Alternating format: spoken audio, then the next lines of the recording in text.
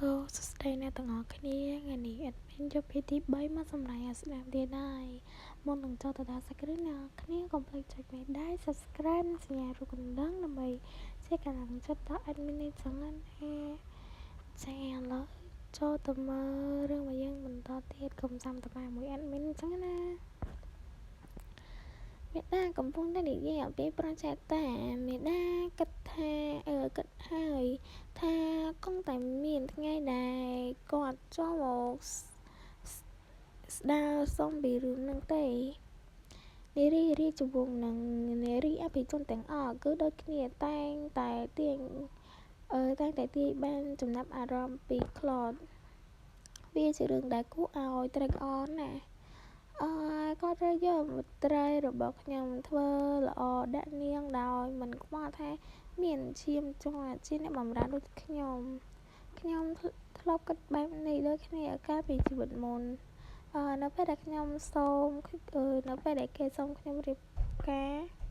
ខ្ញុំសប្បាយចិត្តខ្លាំងណាស់ថែមទាំងដឹងគុណគេទៀតផង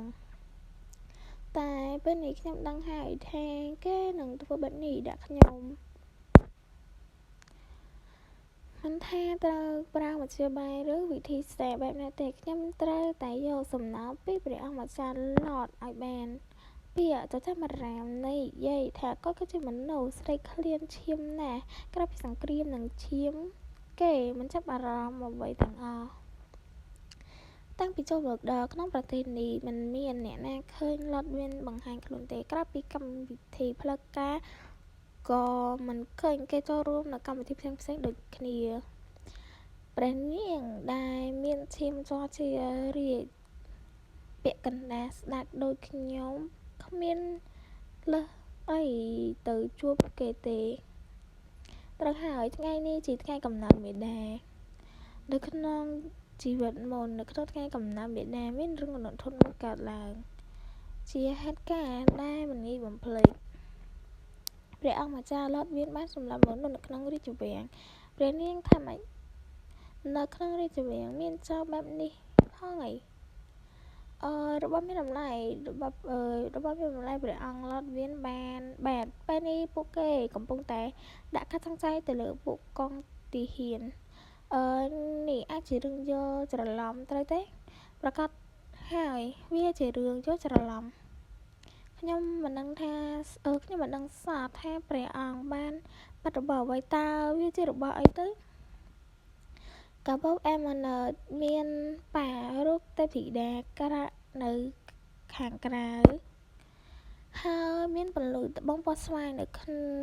ខាងក្នុងកាប់ទាំងគូខ្ញុំមិនដឹងថាធ្វើបែបម៉េចទើបគេលួចវាបានទេហើយក៏មិនដឹងថាដូចគ្នាថាវាលួចយកទៅធ្វើស្អីគ្រប់យ៉ាងគឺខ្ញុំដឹងត្រឹមតែថាកាបូបនោះបានបាត់ហើយប្រុសម្នាក់នេះជាអ្នកលួចពេលនេះវានៅនឹងលោកមែនទេគេថាអ្នកលួចកាបូបនោះហើយស្អែកឡតវៀននឹងចាប់គេបានរួចសម្លាប់គេចោលប៉ុន្តែនៅក្នុងជីវិតនេះខ្ញុំនឹងប្រើមធ្យោបាយនេះផ្លាស់ប្ដូរស្ថានភាពលោកមិនបាច់បារម្ភទេព្រោះខ្ញុំមកទីនេះដើម្បីកែប្រែបញ្ហាដែលព្រះអង្គបានយល់ច្រឡំបាទខ្ញុំនឹងរក្សាទុករឿងនេះជាការសម្ងាត់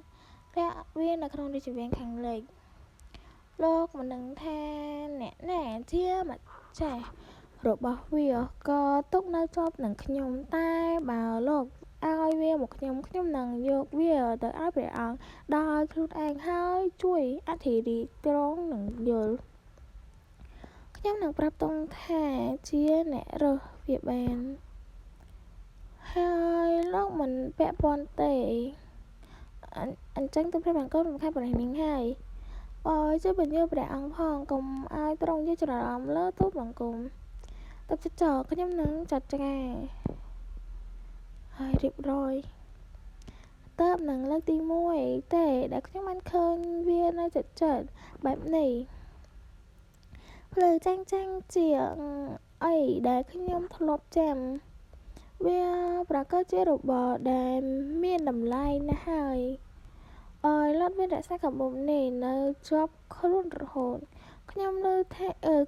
មកថាត្រង់មិនដែរទុកវានៅចោលទេសូម្បីតែមួយវិនាទីតាមដែលចាំបានមានពាក្យសកម្មរាមខ្លះនិយាយថាវាគឺជាអំណោយរបស់មេដាដែលឲ្យគេមុននឹងត្រង់សគត់បើខ្ញុំប្រើរបស់នេះជាមធ្យោបាយអាចនឹងមានឱកាសបានជួបឬនិយាយជាមួយនឹងគេ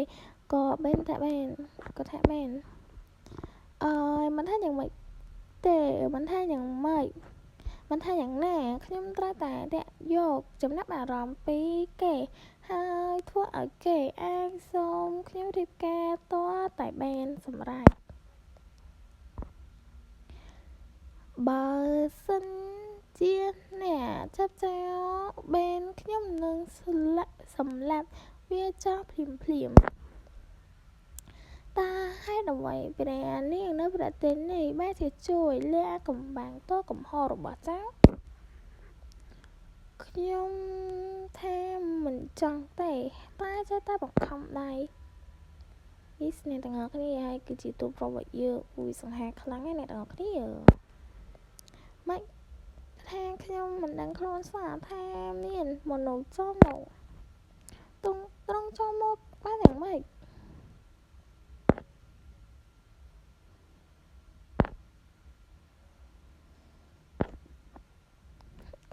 កៅផ្នែករបស់គេដើកមិនមែនកៅផ្នែកមនុស្ស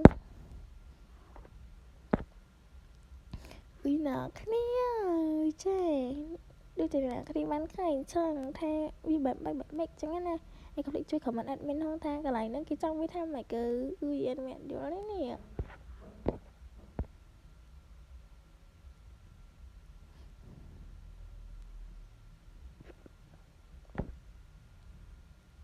share រឿង admin មានតែប៉ុណ្្នឹងហើយក៏អរគុណដល់អ្នកទាំងអស់គ្នាដែលបានមើលទៅដល់ចប់ហើយក៏ admin សូម